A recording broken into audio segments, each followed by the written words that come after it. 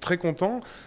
Pourquoi? Parce que on a trouvé aussi ce beau festival qui a lieu à Calenzana, et c'est vrai que voilà, après avoir échangé avec les organisateurs, ça a été une belle opportunité pour moi de pouvoir enfin rencontrer le public corse. Et puis je trouve que c'est plutôt chouette de mélanger un petit peu tous les registres au cours de ce festival. Dans une église, ça change beaucoup de choses. Tout d'abord, le son. C'est assez difficile de mettre en place un son qui corresponde à tout le monde, hein, que ce soit aux musiciens, à l'artiste ou même au public. Mais par contre, ça a ce côté magistral, ce côté grandiloquent qui correspond totalement à mes chansons un petit peu lyric pop. Donc voilà, on est exactement un petit peu dans cet univers-là.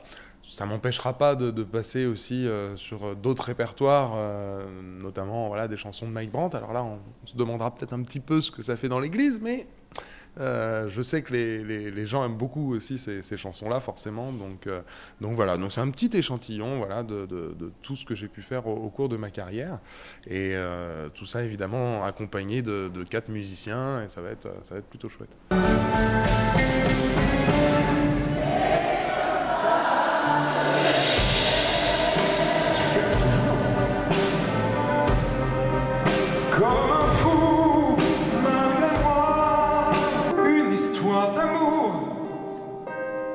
Pour nous deux, le mot toujours semble être court.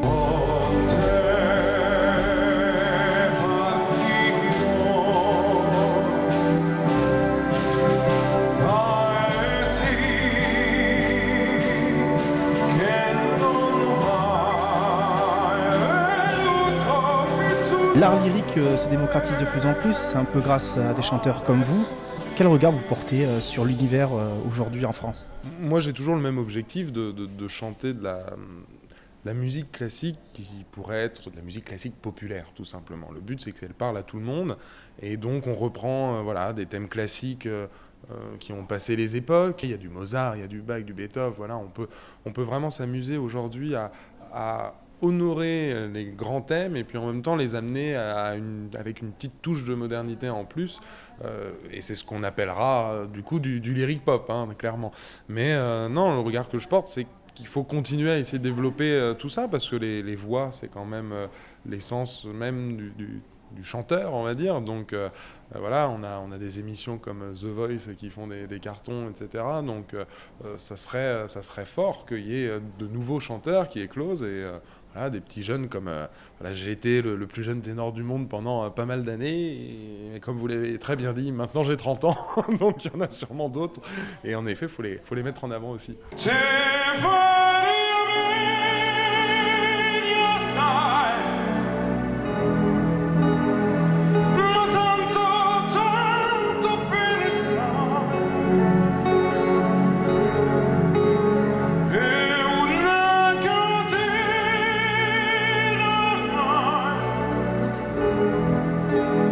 Amaury, c'est le titre de votre dernier album, donc une touche beaucoup plus personnelle après avoir interprété les grands noms de la chanson française.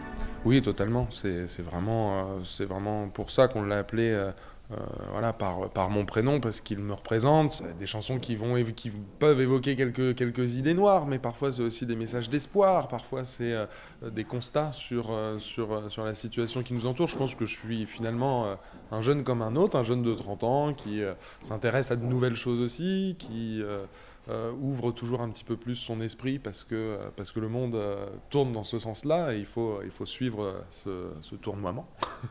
Donc non, voilà, je suis plutôt très content d'avoir pu donner un petit peu plus de moi et de ma personnalité sur cet album.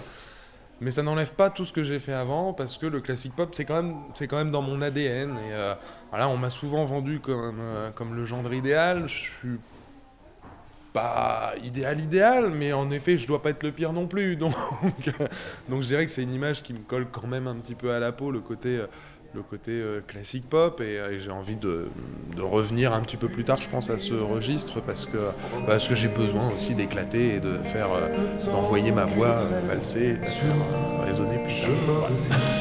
On a été jeunes et cons, mais on n'est pas si vieux. Le temps d'une chanson